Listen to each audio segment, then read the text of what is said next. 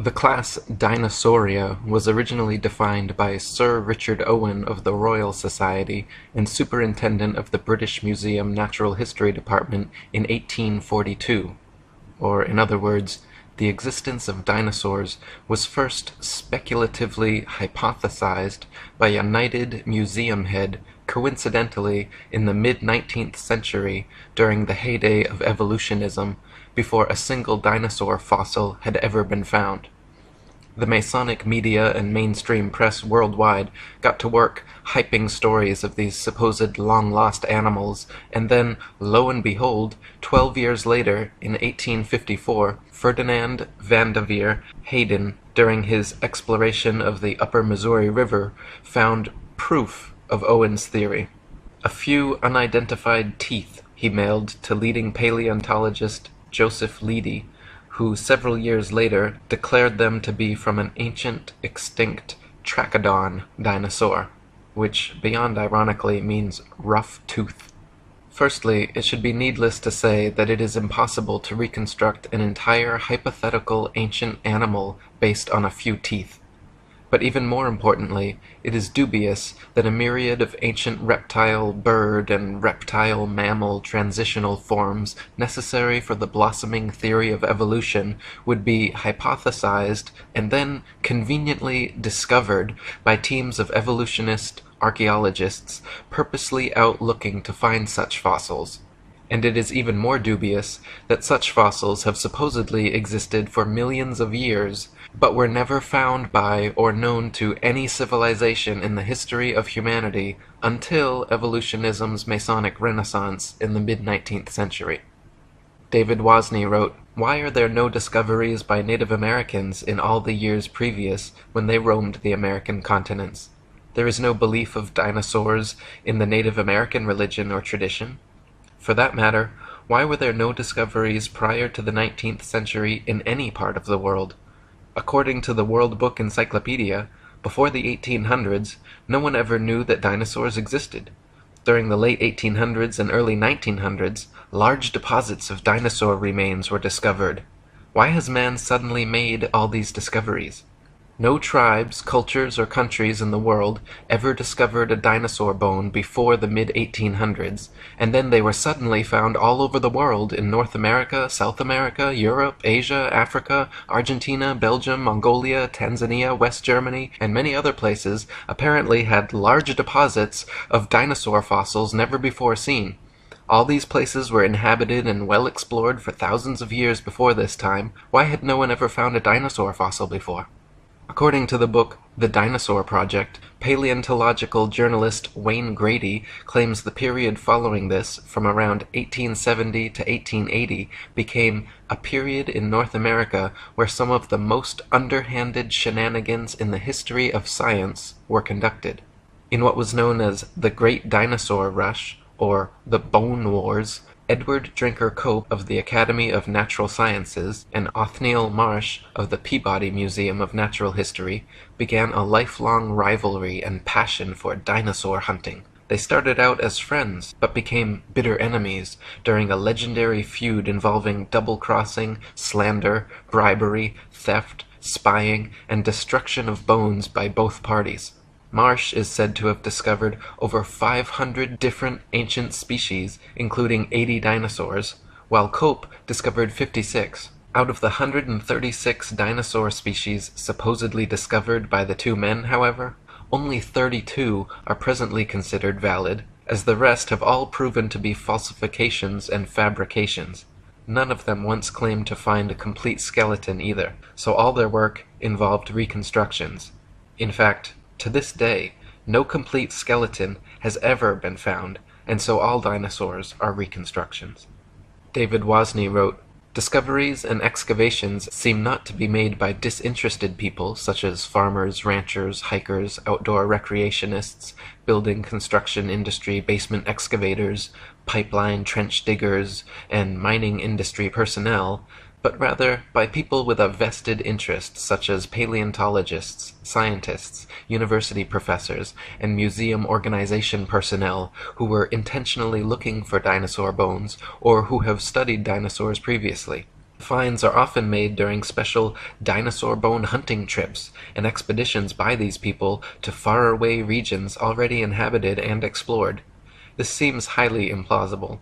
More believable is the case of the discovery of the first original Dead Sea Scrolls in 1947, which were unintentionally discovered by a child and which were all published by 1955.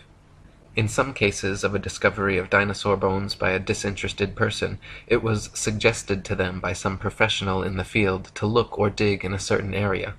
Also very interesting to note are special areas set aside and designated as dinosaur parks, for which amateur dinosaur hunters are required to first obtain a dinosaur hunting license. Whatever destination these establishment-funded archaeologists and paleontologists set, it seemed they found incredible numbers of fossils in tiny areas. In one of the largest dinosaur excavation sites, called the Ruth Mason Quarry, over 2,000 fossils were allegedly discovered. Casts and original skeletons assembled from these bones are currently on display in over 60 museums worldwide. Florentino Ameghino, head of paleontology at La Plata Museum, is amazingly responsible for 6,000 fossil species supposedly discovered throughout his career, all in Argentina. Dinosaur hunter Earl Douglas sent 350 tons of excavated dinosaur bones to the Carnegie Museum of Natural History throughout his career, all coming from the Dinosaur National Monument in Utah. During an expedition to Patagonia, Dr. Louis Chiappe and Dr. Lowell Dingus supposedly discovered thousands of dinosaur eggs at a site of only a few hundred square yards. Many experts have mentioned how such finds of huge quantities of fossils in one area by just a few highly invested individuals goes against the laws of natural probability and lends credence to the likelihood of forgeries or concentrated planting efforts. David Wozni wrote, "Dinosaur bones sell for a lot of money at auctions. It is a profitable business. There is pressure for academics to publish papers. Museums are in the business of producing displays that are popular and appealing. Movie producers and the media need to produce material to sell to stay in business. The mainstream media loves to hype alleged dinosaur finds. Much is to be gained by converting a bland, non-dinosaur discovery of a bone of modern origin into an impressive dinosaur find, and letting artists' interpretations and imaginations take the spotlight rather than the basic, boring, real find. There are people who desire and crave prestige, fame, and attention. There is the bandwagon effect and crowd behavior. And then there are people and entities pursuing political and religious agendas. Highly rewarding financial and economic benefits to museums, educational and research organizations, university departments of paleontology, discoverers and owners of dinosaur bones, and the book, television, movie, and media industries may cause sufficient motivations for ridiculing of open questioning and for suppression of honest investigation. The fact that T-Rex bones have sold at auctions for upward of $12 million shows how lucrative the field of dinosaur hunting can be, and it just happens to be museum officials who serendipitously seem to make the most prolific finds. The first dinosaur to ever be publicly displayed was the Hadrosaurus folci at Edward Drinker Cope's Academy of Natural Sciences in Philadelphia. The bones were co-discovered by Joseph Leidy, Cope's esteemed professor, and the man responsible for the Trachodon Toothosaurus. The original Hadrosaurus reconstruction, which is still on display today, shows a huge plaster-cast bipedal reptile standing upright, using its tail as a third leg. What few people know, however, is that no skull was ever discovered, and no original bones were put in the public exhibit. David Wozni wrote, "A visual and a sculptural artist were promptly hired to invent a skull, and from the illustrations of another artist, who had depicted the iguanodon, the two artists drew the same face for the Hadrosaurus folci. The people involved could now technically defend the existence of this dinosaur if someone were to ask. The stunt worked out so well and fooled the public so thoroughly that they could later change the head of the creature without anyone noticing. To this day, Hadrosaurus folci is on display at the Academy of Natural Sciences in Philadelphia. The bones are said to be kept behind heavy closed doors, but a plaster copy is exhibited in their place. So we learn of an iguana skull being substituted for the skull of a dinosaur on display. What was the public told at the time? What are we not being told today? What we are not being told is that this is the rule and not the exception. To this day, not a single complete skeleton of any dinosaur has ever been found. All the museum displays, models, mannequins, cartoons, and movies of prehistoric monsters you have ever seen are all imaginative reconstructions based on incomplete skeletons arranged in a manner paleontologists believe to be most realistic. Furthermore, the skeletons exhibited in museums are all admittedly intricate fabrications made of plaster, fiberglass, various epoxies, and other animal bones, not original fossils. When dinosaur bones are transported and prepared, they use strips of burlap soaked in plaster to jacket over the fossils. Then, after applying a tissue separator to keep the plaster from direct contact with the bone, the soaked burlap strips are laid on until it is totally encased in a protective, mummy-like coating ready for safe transport. In an article titled, "A Fossil's Trail from Excavation to Exhibit," one insider remarked that, "Through mold making and casting, we can totally fabricate limbs, ribs, vertebrae, etc. for the missing pieces of an articulated skeletal mount." Plaster, fiberglass, and epoxies are often and commonly used. In reconstruction work on single bones, small to large cracks can be filled in with mache or plaster mixed with dextrin, a starch that imparts an adhesive quality and extra hardness to regular molding plaster. We've also had success using epoxy putties. Large missing fragments can be sculpted directly in place with these same materials. In other words, museum personnel work with plaster and other materials to transport and fabricate skeletons and missing or incomplete bones all the time. In fact, the huge dinosaur bone displays found in museums across the world are admittedly carefully prepared fakes. No independent researcher has ever examined a real dinosaur. They claim all the actual fossils are kept in high-security storage, but only a select few paleontologists are ever allowed to examine them, so the ability to ascertain their authenticity is kept from the general public. Robin Kofod wrote, "Most people believe that dinosaur skeletons displayed in museums consist of real dinosaur bones. This is not the case. The real bones are incarcerated in thick vaults to which only a select few highly placed researchers hold a key, which means that no independent researcher has ever handled a Tyrannosaurus rex bone. When people unaffiliated with the paleontological establishment attempt to gain access in order to study these dinosaur bones, they are met with refusal upon refusal. Only around 2,100 dinosaur bone sets have been discovered worldwide, and out of these, only 15 incomplete Tyrannosaurus rex bone sets have been found. These dinosaur bone sets have never formed a complete skeleton, but from these incomplete bone sets, paleontologists have constructed a hypothesis about the appearance of the whole skeleton which they have modeled in plastic. If thousands of long necks and large carnivorous reptiles had really roamed the earth, we wouldn't only have found 2,100 dinosaur bone sets, but millions of bones, with ordinary people tripping over them when digging in their vegetable patches." David Wasney wrote, "When children go to a dinosaur museum, are the displays they see displays of science, or displays of art and science fiction? Are we being deceived and brainwashed at an early age into believing a dinosaur myth? Deep, probing questions need to be asked of the entire dinosaur business. There may have been an ongoing effort since the earliest dinosaur discoveries to plant, mix, and match bones of various animals, such as crocodiles, alligators, iguanas, giraffes, elephants, cattle, kangaroos, ostriches, emus, dolphins, whales, rhinoceroses, etc., to construct and create a new man-made concept, prehistoric animal called the dinosaur.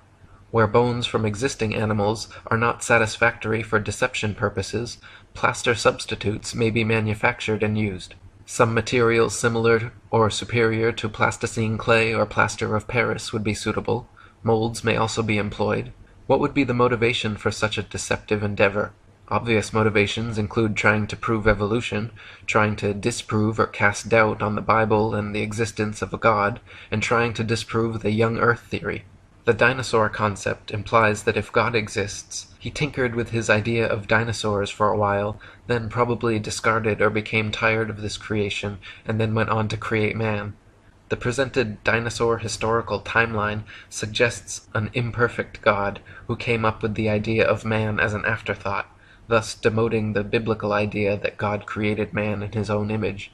Type dinosaur skulls into a search engine, and you will find a variety of replicas, tailor-made dinosaurs, and museum-quality skeletons. One of the largest and most renowned suppliers of fake dinosaurs is the Zigong Dino Ocean Art Company in Sichuan, China, which provides natural history museums worldwide with ultra-realistic dinosaur skeletons made from real bones.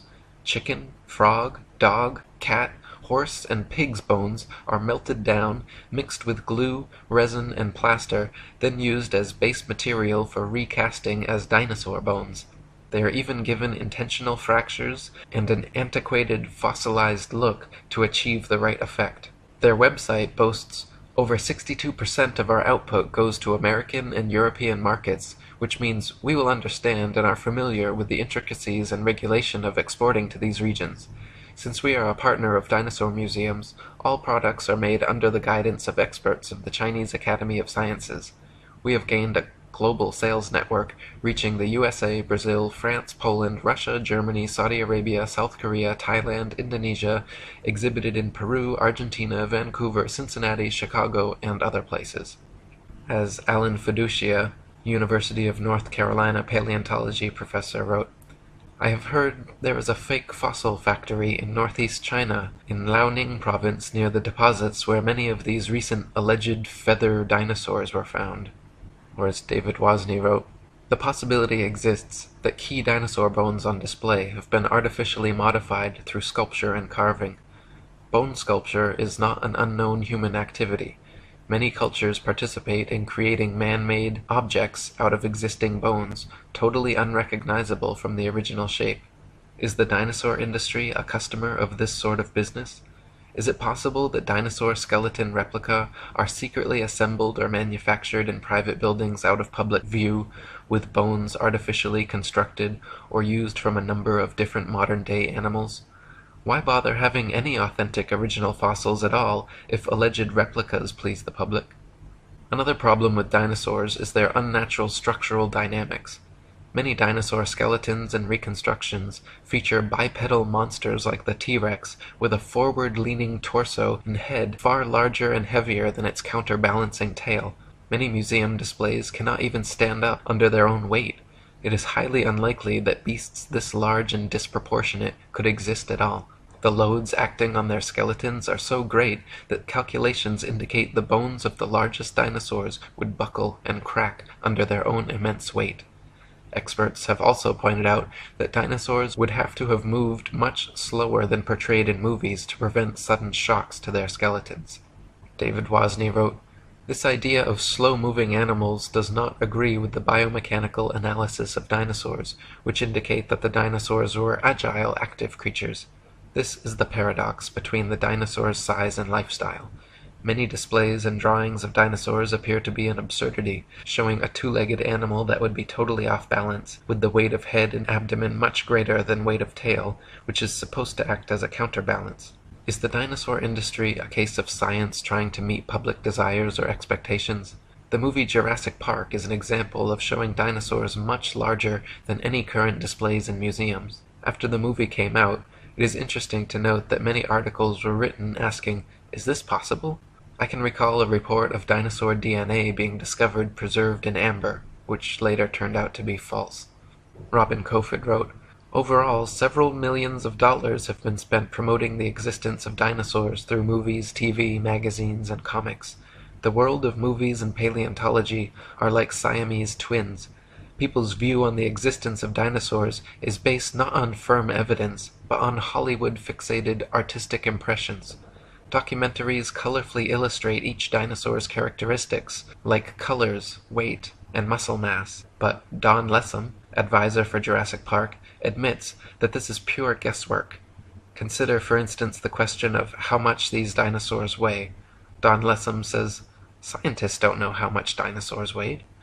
Dinosaurs are presented to the public with colorful artistic reconstructions, drawings, models, mannequins, gigantic skeletons in museums, cartoons and movies showing these beasts in explicit detail, but the fact is, from the assigning and arrangement of bones in each species, to the impossible to discern soft tissue, skin, eyes, noses, color, hairiness, texture, etc., just like the many supposed ape-man species, all dinosaur reconstructions are 100% fictional fabrications created by invested and inventive evolutionists.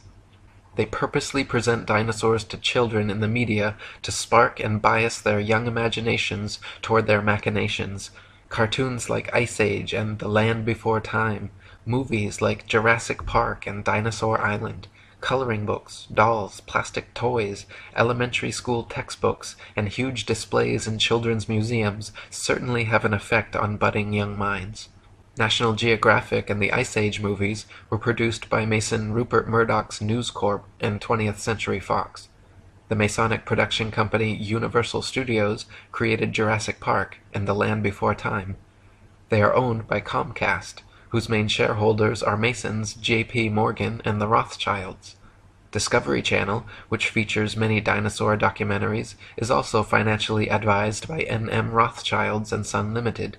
Former paleontology student Michael Forsell claimed on a radio interview with leading paleontologist Jack Horner that he was a total fraud, fabricating evidence and perpetuating the myth of dinosaurs.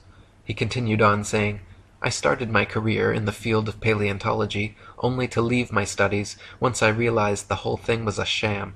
It's nonsense. Most of the so-called skeletons in museums are actually plaster casts. They even do it openly on documentaries now, preserving the bones my ass. I struggled as a student mainly because I could not tell the difference between a fossilized egg and an ordinary rock, and of course there is no difference. I was treated like a leper when I refused to buy into their propaganda and promptly left the course. Dinosaurs never existed. The whole shebang is a freak show. They just grab a couple of old bones and form them into their latest Frankenstein's monster-like exhibit. We are all being fooled, and it's wrong, but together we can stop it." Many claim that since dinosaur fossils have been radiometrically dated to be tens of millions of years old, that their authenticity is thus proven. The fact is, however, that the methods used to date dinosaur fossils involve not measuring the actual fossils, but the rocks near where they are found. Most fossils are found near the surface of the Earth, and if a modern-day animal were to die in the area, paleontologists would be likely to date them the same age. Dr. Margaret Helder, in her book Completing the Picture, a handbook on museums and interpretive centers dealing with fossils, she writes, "Scientists used to be very impressed with the potential of radiometric for coming up with absolutely reliable ages of some kinds of rocks. They do not feel that way anymore. Having had to deal with numerous calculated dates which are too young or too old compared with what they expected, scientists now admit that the process has many more uncertainties than they ever would have supposed in the early years. The public knows almost nothing about uncertainties in the dating of rocks. The impression that most people have received is that many rocks on Earth are extremely old and that the technology exists to make accurate measurements of the ages. Scientists have become more and more aware, however, that the measurements which the machines make may tell us nothing about the actual age of the rock." One of the main reasons that evolutionists needed the existence of dinosaurs was to answer the complicated problems present in the theory of evolution, including sea-dwelling animals evolving into land dwellers, reptiles evolving wings, feathers, flying and becoming birds, as well as other reptiles evolving warm blood, live births, breasts, and becoming mammals, through their imaginary multi-million-year timeline and a variety of supposed transitional dinosaur forms. The paleontological establishment has been promoting various sea dinosaur, reptile/birds, and reptile/mammals to bridge these gaps. Many professionals and experts in the field have disputed such findings as often as they have been presented, however. Dr. Storrs Olson, a Smithsonian Institute scientist, wrote, "The idea of feathered dinosaurs and the theropod origin of birds is being actively promulgated by a cadre of zealous scientists acting in concert with certain editors at Nature and National Geographic, who themselves have become outspoken and highly biased proselytizers of the faith. Truth and careful scientific weighing of evidence have been among the first casualties in their program, which is now fast becoming one of the grander scientific hoaxes of our age. No authentic feathers have ever been found with dinosaur fossils, though a few exposed hoaxes certainly attempted to fake it. Dr. Olson called the adding of feathers to their findings hype, wishful thinking, propaganda, nonsense fantasia, and a hoax. In the 1990s, many fossils with feathers were supposedly discovered in China, suspiciously close to the Zhejiang Dino Ocean Art Company, but when examined, Dr. Timothy Rowe found the so-called Confuciusornis was an elaborate hoax. He also found the Archaeoraptor, supposedly discovered in the 90s, was composed of bones from 5 different animals. When Dr. Rowe presented his findings to National Geographic, the head scientist reportedly remarked, "Well, all of these have been fiddled with." National Geographic then proceeded with their news conferences and media stories about the Archaeoraptor fossils being genuine and having found the missing link in evolution. Robin Kofod wrote, in 1999, National Geographic magazine was busted when they presented in a colorful and fancily presented article the missing link, an Archaeoraptor dinosaur, which was supposed to support the basic tenet of evolutionary theory that dinosaurs had slowly developed over millions of years. Their proof consisted of a fossil where carefully arranged bone imprints gave the impression of a creature half dinosaur and half bird. The scam was discovered during a CT scan which uncovered unnatural bone links. National Geographic magazine was later forced to admit, when pressured, that the fossil was man-made. Paleontologists claim that Archaeopteryx is another transitional form of bird evolved from dinosaurs, but this theory falls on its face against overwhelming evidence to the contrary. Other species like Confuciusornis, Launingornis, and Eolalavis have all been found to be contemporary with the Archaeopteryx and are indistinguishable from present-day birds. Alan Fiducia from University of North Carolina, one of the most famous ornithologists in the world, stated, "I've studied bird skulls for 25 years, and I don't see any similarities whatsoever. I just don't see it. Theropod origin of birds, in my opinion, will be the greatest embarrassment of paleontology of the 20th century." Larry Martin from the University of Kansas, a paleoornithologist, says, "To tell you the truth, if I had to support the dinosaur origin of birds with those characters, I'd be embarrassed every time I had to get up and talk about it." Even if dinosaurs did evolve into birds to fill their evolution gap, it does not explain how something like the common housefly could have evolved.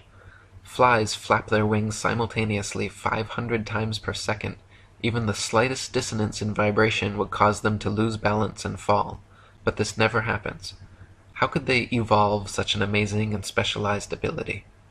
Why were dinosaurs never discovered before the evolutionist renaissance in the mid-19th century? Why do paleontologists think they can reconstruct an entire species of ancient animal from a few teeth?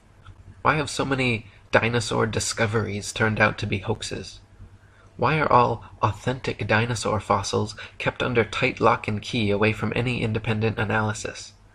Why has erosion and weathering not destroyed all these supposed prints and fossils that are allegedly millions of years old? If dinosaurs were supposedly wiped out by a meteor impact or other such catastrophe, why is it that all the other various animal species that exist today were not similarly wiped out? There are many more questions which need to be answered before anyone in their right mind should consider the existence of dinosaurs anything but a convenient evolutionist myth. Robin Kofod wrote, "The paleontological establishment can control which hypotheses will be constructed through textbooks and the curriculum. In this way, students are brainwashed into a pseudo-reality controlled by text material and the teacher's authority. A short practical example. A random dental bone is found at an excavation site, and from this dental bone, the rest of the skeleton is guessed at.